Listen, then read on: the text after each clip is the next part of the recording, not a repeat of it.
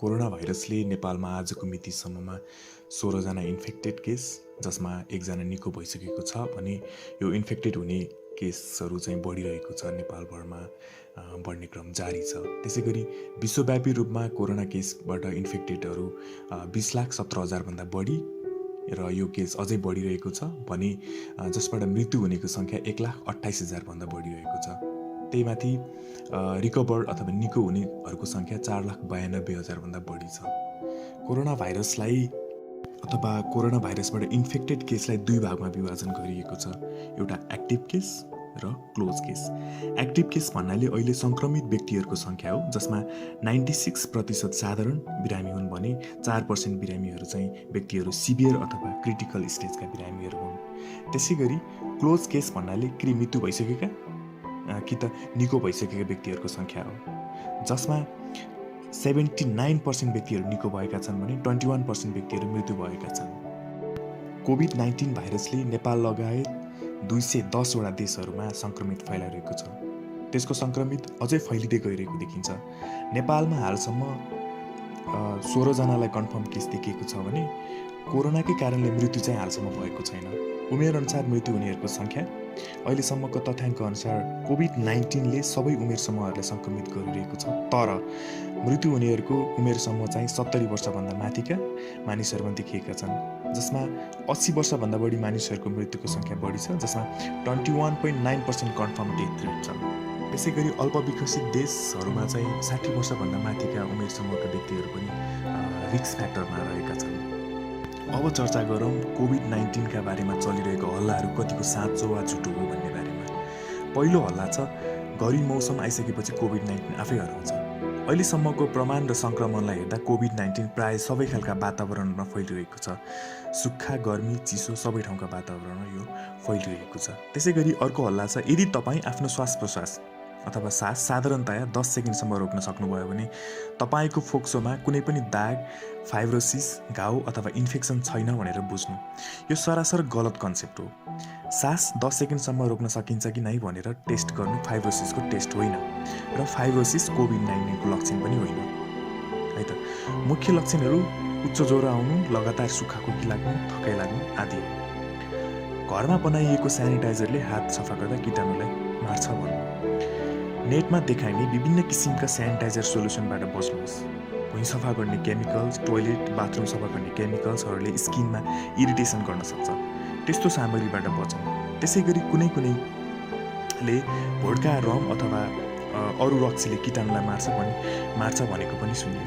तर भोड्का, रमहरूमा प्रशस्त alcohol percentage हुँदैन, त्यसैले 70% अल्कोहलयुक्त स्ट्यान्डर्ड सेनिटाइजर युज गर्नु।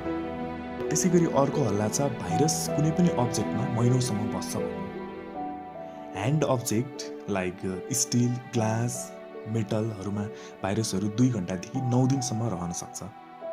तर कुनै पनि ठाउँमा 72 घन्टासम्म अथवा 72 घन्टासम्म रहेपछि यो भाइरसले इन्फेक्सन गराउन सक्ने क्षमता एकदमै कम हुन्छ। त्यसै गरी अर्को हल्ला छ गाई, पिसाब र गोबरको प्रयोगले कोभिड-19 मार्छ भन्ने हल्ला। हरेक धर्मको आफ्नै विश्वास र परम्परा छ। त्यो विश्वासलाई म सम्मान गर्छु, तर अहिलेको अवस्थामा धेरैजसो हिन्दू धर्मावलम्बीहरूले गाईको पिसाब खाँदा भाइरस निको हुने विश्वास राखेका छन् र गाईको पिसाब पिउने भेला नै गरेका थिए। तर इन्डियन भाइरोलोजिस्ट डाक्टर शैलेन्द्र सक्सेनाका अनुसार गाईको पिसाबमा कुनै पनि एन्टिभाइरल प्रोपर्टिज हुँदैन अथवा भाइरसलाई मार्न सक्ने क्षमता गाईको पिसाबमा हुन्न। त्यसै गरी गाईको पिसाबमा लेप्टोस्पाइरोसिस भन्ने ब्याक्टेरिया हुन्छ, जसले गर्दा ब्याक्टेरियल इन्फेक्सन हुन सक्ने सम्भावना बढी हुन्छ। केमिकल कम्पोजिसन हेर्ने हो भने मानिसको पिसाब र गाईको पिसाबमा केही फरक छैन। त्यसैले यस्तो अन्धविश्वासबाट टाढा रहनुहोस्।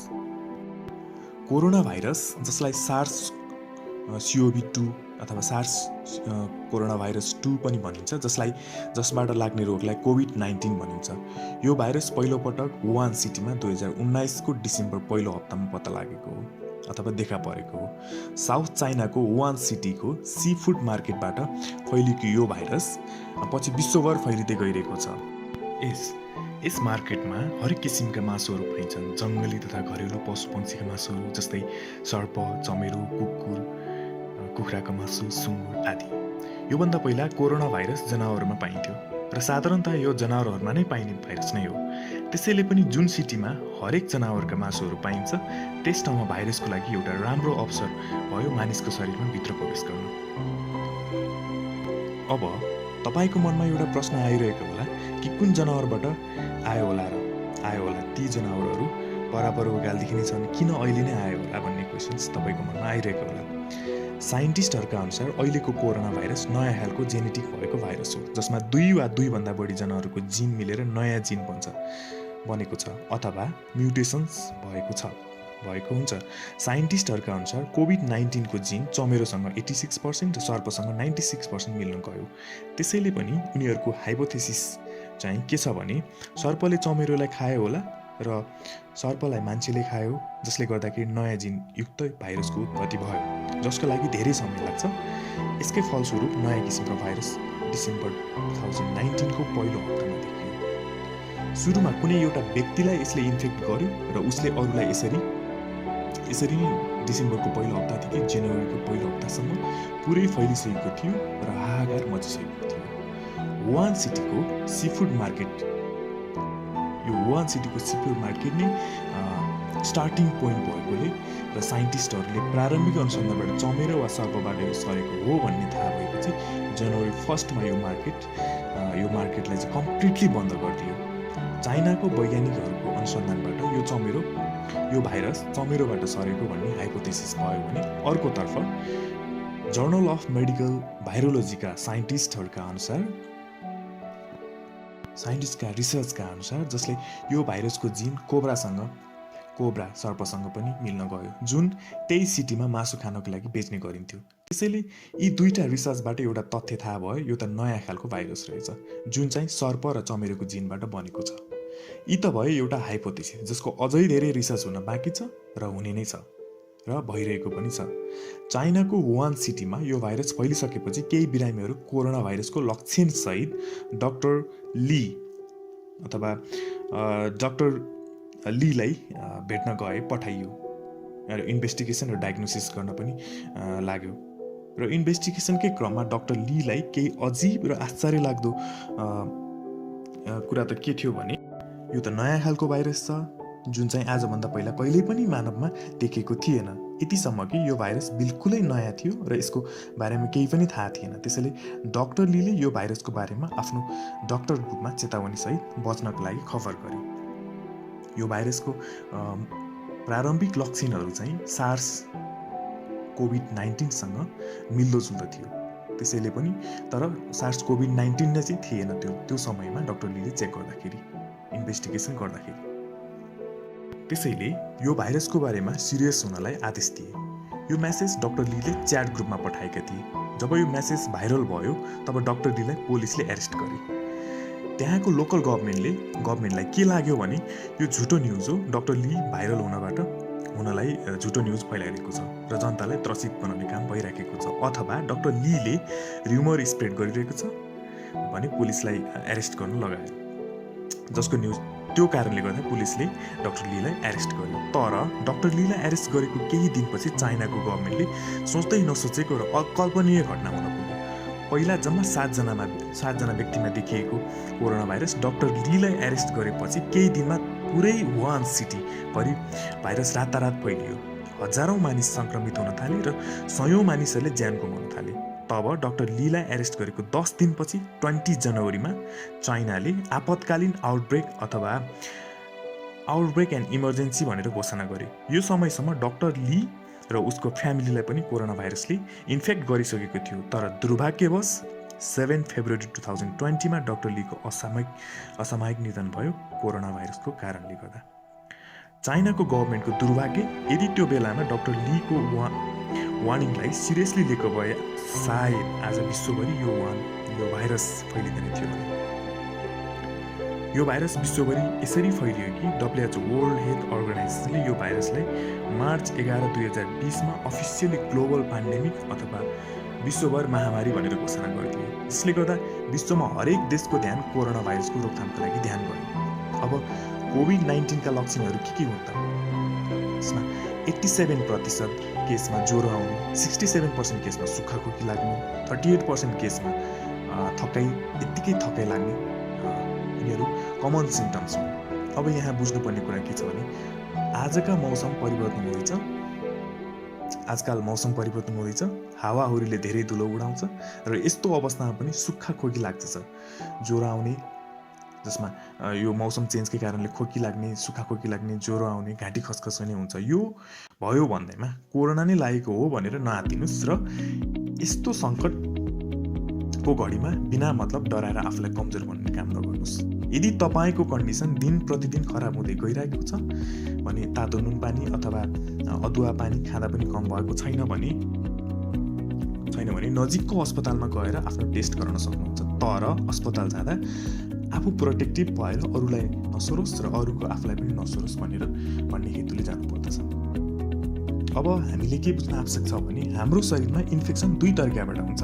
एउटा ब्याक्टेरियल इन्फेक्सन जसमा strep throat, urinary tract infections, whooping cough, sinusitis, यी इन्फेक्सनहरूमा हामीले हाम्रो लागि औषधि एन्टिबायोटिक प्रयोग गरी ठिक बनाउन सक्छौँ र यो लगभग कम्प्लिटली ठिक हुन्छ। त्यसै गरी अर्को इन्फेक्सन छ भाइरल इन्फेक्सन जसमा flu, common cold, HIV, AIDS, dengue, यिनीहरूमा पनि स्पेसिफिक अथवा यसकै लागि औषधि छैन। यी भाइरल इन्फेक्सनहरूको लागि एन्टिबायोटिकले काम गर्दैन, जसलाई एन्टिभाइरल ड्रग्स प्रयोग गर्नुपर्छ। वास्तवमा भाइरल इन्फेक्सनको उपचार भनेको देखिएको लक्षणहरू अथवा सिम्टोमेटिक म्यानेजमेन्ट हो। ती देखिएको लक्षणहरूलाई कम गर्नु हो र भाइरसबाट हुने अरू इन्फेक्सन र कम्प्लिकेसनलाई रोक्नु हो। साधारणतया कुनै पनि इन्फेक्सन भइसकेपछि त्यो भाइरस अथवा ब्याक्टेरियाको विरुद्धमा हाम्रो शरीरले एन्टिबडी बनाउँछ अथवा हाम्रो शरीरले सैनिक बनाउँछ भनौँ। जस्तै कुनै पनि देशको सैनिकलाई बलियो बनाउनलाई उसको लागि नयाँ हतियार, ट्रेनिङ आवश्यक पर्दछ। हाम्रो शरीरको इम्युन सिस्टमले पनि एन्टिबडी बनाउँछ र त्यो एन्टिबडीले पनि पछि त्यही खालको भाइरसको इन्फेक्सन गर्यो भने पनि त्यसको विरुद्धमा काम गर्छ। कोरोना भाइरसको केसमा यो नयाँ खालको भाइरस भएकोले गर्दा यसको कुनै पनि मेडिसिन छैन, जसले अस्पतालमा उपचार गर्ने भनेको यसबाट हुने अरू कम्प्लिकेसन जस्तै निमोनिया, सेप्सिस, अर्गान फेलियर र विभिन्न अरू कन्डिसन्सहरूलाई रोकथाम गर्नु हो र यदि त्यस्तो अवस्था आइपरेमा त्यसको उपचार गर्नु हो। तर कोभिड-19 औषधि विश्वका विभिन्न वैज्ञानिकहरूले अनुसन्धान गरिरहेको छ, जुन अनुसन्धानको औषधि ट्रायल फेजमा छ। आशा गरौँ छिटै नै औषधि प्रमाणित हुनेछ। कोभिड-19 अरूभन्दा किन फरक छ भने यो छिटै अरू व्यक्तिलाई सर्छ। जस्तै NEJM को रिसर्च अनुसार सङ्क्रमित मान्छेले खोक्दा वा हाँच्चु गरेको हावामा 3 घण्टासम्म सर्छ। प्लास्टिक वा प्लास्टिकका भाँडाकुँडा र स्टिलका सामानहरूमा 2 देखि 3 दिनसम्म बस्छ। कार्डबोर्डमा 24 घण्टासम्म बस्छ। त्यसै गरी कपर सर्फेसमा 4 घण्टासम्म बस्छ। ढोकाको ह्यान्डलहरूमा 4 घण्टासम्म भाइरस जीवित रहन्छ। त्यसैले पनि यो भाइरसबाट बच्नको लागि सरकारले लकडाउनको नीति ल्याएको छ अनि साबुन पानी वा सेनिटाइजरको हात धुनु भनेर सूचना जारी गरेको छ। अत मित्रहरू, हामीले के बुझ्न आवश्यक छ भने सेनिटाइजर भन्दा पनि साबुन पानी धेरै इफेक्टिभ हुन्छ। साबुनले कसरी काम गर्छ भन्ने विषयमा तपाईँको क्वेसन छ होला। ठिकै छ।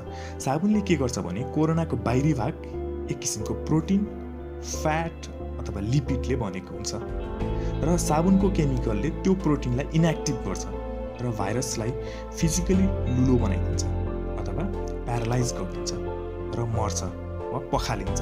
अझ भन्दा फिजिकली इनएक्टिभ भएका भाइरस हाम्रो शरीरको इपिथेलियल सेलसम्म जान पाउँदैन र सेल मेटाबोलाइज हुन पाउँदैन, जसले गर्दा भाइरस मल्टिप्लाई हुन पाउँदैन।